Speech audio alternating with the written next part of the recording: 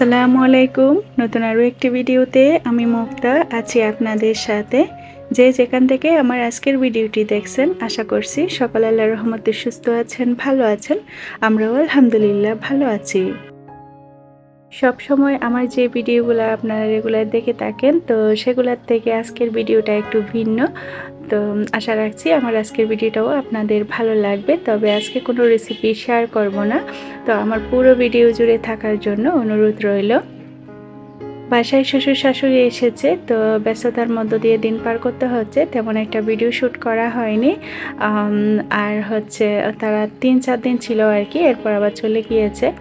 এখানে বেশ অনেকগুলো সরবাবা টমেটো নিয়ে এসেছিল। এখন তো কম দামে ফ্রেশ টমেটোটা পাওয়া যাচ্ছে, আর দেশীয় টমেটো আর বেশি দিন হয়তো বা থাকবেও না। তো শেষ মুহূর্তে দামটা আরও একটু কমে আসে এবং ফ্রেশটা কিন্তু খুব পাওয়া যায়, লাল লাল টমেটোগুলা। তো অনেকগুলো নিয়ে এসেছে, কিছুটা প্রয়োজন করব, তবে পরবর্তীতে আরও কিছুটা করব। আজকে কিছুটা করে নিচ্ছি। টমেটোগুলো এনেছিল 2-3 দিন আগে, তো এইভাবেই রেখে দিয়েছিলাম, সময় সুযোগের অভাবে বের করতে পারিনি। তো যেহেতু একটু প্রসেসিং করে সময় নিয়ে এগুলো ফ্রোজেন করতে হবে, তো আজকে ফাইনালি সবগুলা বের করে নিয়েছি। দেখলাম কিছু টমেটো একটু বত্তা হয়ে গেছে, মানে ফেটে ফুটে গেছে আর কি। তো যেগুলো ভালো আছে সেগুলো হচ্ছে ফ্রোজেন করব, বাকিগুলা খাওয়া হয়ে যাবে। পুরো বছর জুড়ে যেহেতু টমেটোগুলো খাওয়া হবে, তো ভালোভাবে একেবারে ধুয়ে রেখে দিব। তো রান্না করার সময় যখন ব্যবহার করব আর কি, তখন আর ধুয়ে নেওয়ার প্রয়োজন হবে না, সাথে সাথে রান্নাতে ব্যবহার করতে পারবো। অনেকেই মনে করেন টমেটো ফ্রোজেন করলে তেমন একটা স্বাদগন্ধ ঠিক থাকে না, তবে এটা ভুল ধারণা।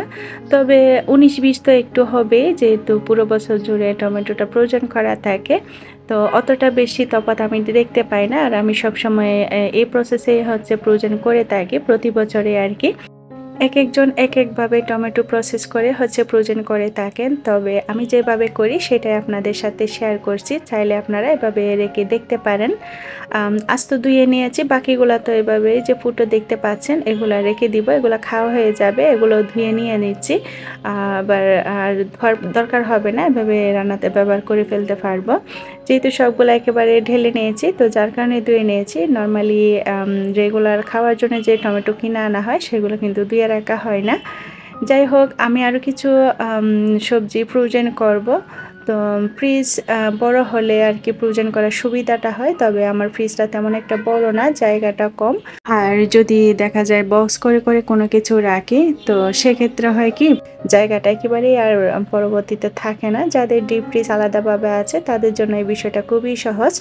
সিজনের যে কোনো সবজি বা ফলমূল দামটাও কম থাকে, আবার ফ্রেশটাও পাওয়া যায়, তো খুব সহজে ফ্রোজেন করা যায়। এখানে কিছু শিমের বীজও প্রয়োজন করে নিব, আর এগুলো আমার শাশুড়ি ছিলে দিয়েছেন। আর এর আগেও আমি আরও 2 কেজি মতো একা একা ছিলে নিয়েছিলাম, ওখান থেকে আরও কিছু রয়ে গিয়েছে। আর এগুলো গত রাত্রে ছিলে দিয়েছিল, পানিটা ভালোভাবে শুকিয়ে যাওয়ার পর রেখে দিব একটা বক্স করে। তবে শিমের বিচি ফ্রোজেন করলে রান্না করার সময় পরবর্তীতে একটু প্রসেসিং করে হচ্ছে রান্না করতে হয়, একটু লবণ হলুদ দিয়ে বাপিয়ে তারপর রান্নাতে ব্যবহার করতে হয়, না হয় একটা বাজে স্মেল তৈরি হয়ে যায় ডিপ ফ্রিজে রাখার কারণে, তো যার কারণে খেতেও ভালো লাগবে না। তো একটু প্রসেসিং করে রান্না করলে স্বাদটা কিন্তু অটুট থাকে আর কি। আর এখানে হচ্ছে গাজর কুচি করে নিয়েছি, তো এখানে 2 কেজি গাজর। দেখা যায় গাজরটা সারা বছরই প্রয়োজন হয়, যেহেতু বাচ্চা আছে, টিফিন তৈরি করতে হয়, তো তাদের জন্য মূলত লাগে আর কি। তো গাজরটা বাচ্চারা অনেক বেশি পছন্দ করে, আর গাজর বাচ্চাদের জন্য খুবই হেলদি। আর এখানে 2টো বক্স করে গাজরগুলো একটু ঝুরঝুরে করে রেখে দিয়েছি, তো যখন তখন চাইলে নামানো মাত্র হচ্ছে একটু ছুটিয়ে ব্যবহার করা যাবে আর কি। আর টমেটোগুলো হচ্ছে পানি চড়ে যাওয়ার পর এভাবে একটা পলি ব্যাগে করে রাখবো, তাহলে জায়গাটা কম প্রয়োজন হবে আর কি, মানে অল্প জায়গায় অনেকগুলো সংরক্ষণ করতে পারবো। তো পরবর্তীতে যেহেতু আরও কিছু রাখবো, এখানে প্রায় 3 কেজি মতো টমেটো হবে। আর এভাবে রেখে দিলে হয় কি একটা সাথে একটা লেগে যাবে না, যখন রান্না করব তখন একটা সাথে সাথে বের করে, তবে সাথে সাথে কিন্তু ছুরি বা কাঁচি দিয়ে কেটে রান্নাতে দিয়ে দিতে হবে। কিছুক্ষণ রেখে দিলে পানি ছেড়ে দিলে তখন আর ভালো লাগবে না। আর টমেটোগুলো যখন আমি রান্নাতে ব্যবহার করব তখন আপনাদেরকে ভালোভাবে দেখিয়ে দেওয়ার চেষ্টা করব। অনেকে আছেন সিদ্ধ করে ব্লেন্ড করে তারপর রেখে থাকেন, অনেকে আবার ফালি করে রাখেন, আবার অনেকে বিচি গেলে রাখেন। আসলে যার যেভাবে ভালো লাগে আর কি। তো আমি সবসময় এভাবে রেখে থাকি, আমার কাছে এভাবে সহজ মনে হয়। প্রতি বছর আরও বেশ কিছু সবজি আমি ফ্রোজেন করে থাকি, তবে এবছর তেমন কিছুই করছি না। প্রতি বছর দেখা যায় পেঁয়াজের কলি বা অন্যান্য আরও কিছু রেখে থাকে, ক্যাপসিকাম। তো এবছর আর তেমন কিছু রাখবো না। সামনে যেহেতু রমজান চলে এসেছি, তো রমজান মাসের জন্য কিছু আইটেম আমি ফ্রোজেন করে রাখি, সেদিকেও খেয়াল রেখে জায়গাটা খালি রাখছে আর কি। আপনাদের যাদের ফ্রিজে জায়গা কম তারা চাইলে জিপার ব্যাগে করেও যে কোনো সবজি সংরক্ষণ করতে পারেন, এতে করে অল্প জায়গাতে অনেকগুলো সবজি সংরক্ষণ করতে পারবেন।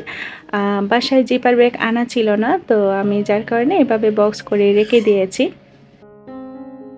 সকালে সহজভাবে ঝটপট নাস্তা করে নিয়েছি, এরপর সংসারে টুকটাক কাজ করে সবজিগুলো ফ্রোজেন করেছি। তারপর আমরা চলে এসেছি মেজবান ও মিলন মেলায়, চট্টগ্রাম সমিতির পক্ষ থেকে হয়ে থাকে আর কি। এটা ছিল মোহাম্মদপুরে, বাসা থেকে বেশ অনেকটা দূরে। তো সোয়ার বাবা আমাদেরকে গাড়িতে তুলে দিয়েছিল, সে পরে গিয়েছিল আর কি। আমার শাশুড়ি সহ গিয়েছিল, তো আমার শ্বশুর আবার যায়নি, ওনার জন্য বাসায় রান্না করে রেখে তারপর আমরা চলে এসেছি মেজবানে। তো এখানে সব চট্টগ্রামের মানুষজন, বেশিরভাগই বলতে গেলে 5% হয়তো বা অন্য ডিস্ট্রিক্টে থাকতে পারে, বিভিন্ন দাওয়াতে এসেছে আর কি অতিথি হয়ে। তো আর এখানে সব আয়োজন করা হয়েছে চট্টগ্রামের নিয়মে। এখানে মেজবানি মাংস, বুটের ডাল মানে চনার ডাল, গরুর হাড় চর্বি দিয়ে যে চনার ডালটা রান্না করা হয় সেটা রান্না করা হয়েছে। তো আমরা আস্তে আস্তে অনেকটা দেরি হয়ে গিয়েছে, যার কারণে চুলাগুলো বন্ধ হয়ে গিয়েছে, রান্নাবান্না শেষ। তো এরপর একটু ভিডিও করে নিয়েছি। অনেকগুলা পাতিল একসাথে রান্না করা হয়েছিল আর কি। মাত্র 2টো আইটেম করা হয়েছিল, তবে এই 2টো আইটেম কিন্তু অনেক বেশি মজার এবং চট্টগ্রামের বিখ্যাত এই 2টো খাবারই, চনার ডাল আর মেজবানি মাংস। এই আমার খালাতো দেওয়ার, তো সে আমাদেরকে গেট থেকে রিসিভ করে নিয়েছে, আবার খাওয়া দাওয়া করতে অনেক আপ্যায়ন করেছে। সাথে অনুষ্ঠান শেষ হওয়া পর্যন্ত সে আমাদের সাথেই ছিল, কি লাগবে না লাগবে, কার কি সমস্যা হচ্ছে। অনুষ্ঠান শেষে আবার সে নিজে গাড়ি ড্রাইভ করে আমাদেরকে বাসায় পৌঁছেও দিয়েছে। সারাদিন আমাদের জন্য অনেক খেটেছে, অনেক কষ্ট করেছে, তো তার প্রতি কৃতজ্ঞতা প্রকাশ করছি আর মন থেকে অনেক অনেক দোয়া করছি সে যেন অনেক বড় হয়। সে খুবই ছোট, এখনও তেমন একটা বয়স হয়নি, আমার ছোট ভাইয়ের মতো। তবে যে কোনো বিপদ আপদে সে কিন্তু ছুটে আসে, সেটা সবার ক্ষেত্রে, তবে আমার ক্ষেত্রেও। তো এরকম আরও অনেক ঘটনা আছে, আমার অনেক উপকার করেছে, তো তার জন্য মন থেকে অনেক অনেক দোয়া। আর তাকে আজকে আমার ভিডিওতে রেখে দিয়েছি। আচ্ছা চাই এবেলা তার একান হতা হন আজি এখন চট্টগ্রামতো আরে ভিডিও গান চাইতেন লাগুন। আমি তো জানি যে আর বহুত আফুয়ালে চট্টগ্রামতো আর ভিডিও চাই, আর চাই আর খুব সুন্দর সুন্দর এখানে কমেন্ট করে, আনতে কিন্তু বেশি ভালো লাগে। তো আজের ভিডিও গান যদি চাই তখন আর এই চট্টগ্রামের মেজাইনে গুস্ত সোনার ডাল দিয়ে হাত দিয়ে চর্বি দি এইভাবে যদি বেশি মজা লাগি থাকে বা ফুয়াত লাগি থাকে, চাইলে আর আজ কমেন্ট করে জানাইতে পারো না, বেশি খুশি হইম। আর যে আফুগুন অন্য দৃষ্টিকোণ আর ভিডিও শোন তারা তো আর কথা যে বুঝতে নন, ইয়ে 100% সত্যি। তো যদি টুকটাক বুঝি তখন চাইলে আর আজ একখান কমেন্ট করে কইবেন যে এই রেসিপিগুলো ওনারা তো হইলে লাগে মেজাইনে গুস্ত আর এই সোনার ডাল কি যে ফুয়াত খইবের মতো ন আতে তো মুখত আইজও লাগি রই, আর রান্নাগুলো এত বেশি স্বাদ হই এত বেশি মজাই খইবের কথা ন। এই দুইয়ে নিয়ে আইটেম আছিল, তবে খাইতে কিন্তু অসাধারণ আছিল, পেট ভরিয়ে ভাত খাই। যাই হোক সবসময় পেট ভরি ভাত খাই আলহামদুলিল্লাহ, আজিও খাই আলহামদুলিল্লাহ। তো ইউন হলো যে আর মোহরু গোষ্ঠী আর কি চট্টগ্রামের বাসায় হতা হইর খাতে হাতে ভালো লাগে, ইয়ানো কমেন্ট করে কইবেন, খাতে হাতে বিরক্তি লাগে ইয়ানো কইবেন। আর ইউন হইলো যে আর মামা মামি শাশুড়ি আর তারারও এখানে ভিডিও ধারণ করি রাখিলাম। আর ই বইল যে আর মামা তো দেওয়ার যারা হয় বিয়নে আর অ্যাসিস্ট্যান্ট মানে আর যে কোনো কাজকর্ম করি দে, যাই হোক খুব ভালো পোয়া। আর ই বইল যে টুনটুনি ইবে আর সুডো ননদ ইবো কিন্তু মেজান খাইতে বই গিয়ে চেয়ার একখান লয়, তো ইবের মা মেজান খাবাই দেয় আর কি। শুধু যে খানা দানা ইয়েন কিন্তু ন মেজানো শেষে কিন্তু এখান সাংস্কৃতিক অনুষ্ঠান হই, গান হই, তবে নাচনো হয়, বড় বড় শিল্পী হলরা এনে বিভিন্ন চট্টগ্রামের বাইরেও একজন আসি ইবে বিয়নো শেষে গান গাই আর কি। বললো যে খাজি শুভ যে অন্য দৃষ্টি করে আর কি, তবে এখন জেলারিয়া নাই না জানি বরাবর, তবে এবে সিটাঙ্গে পোয়ানো আর এটা কিন্তু বিয়না খানা দানা খাওয়ানোর পরে এরকম বই রই ইয়ান ফ্যান্ডলের অপোজিট সাইডত মানে আরেক পাশে আর কি এটা বইবের ব্যবস্থা করছি, ফ্যান ট্যানও লাগাই বহুত আরামত আছি। আর এই গুঁড়ো ফোয়া করে আর খালাউরি সারাদিন লই তাই কি বহুত সামলাই বহুত কষ্ট করছি আর কিন্তু যার হারানো যায় আরামসে ওনারা ভিডিও টিডিও করি পাইছি। আর আতে এই ধরনের অনুষ্ঠান বেশি ভালো লাগে, খাওয়া দাওয়ার সাথে বিয়াগুন এখানো তন আবার একটু গান টানো ওই আরও তো বিয়াগুন বই রই গল্প আড্ডা করি। তো একজন দেখিলাম যে লটারির টিকিটের বই লই লই সামনে সামনে ঘুরে, তো আই দুইয়েন লইলাম, একখান ছোটো বাবুর নামে একখান আর হরির নামে, তো সাথে লটারিও আসিল আর কি। তো সোয়ার বাবে আয়ের ইব একখান লইলো। তো আজ পর্যন্ত কোনোদিন লটারির ভাগ্য নয় আর সামনে হয়তো অনু মনে হয়। তো যাই হোক নয়, অনুষ্ঠান শেষ হলো আপিল রই, এরপর আমরা বাসা চলে আসি আর কি। চলুন এবার ওনারারে চট্টগ্রামের বাসাত গান শুনাইম।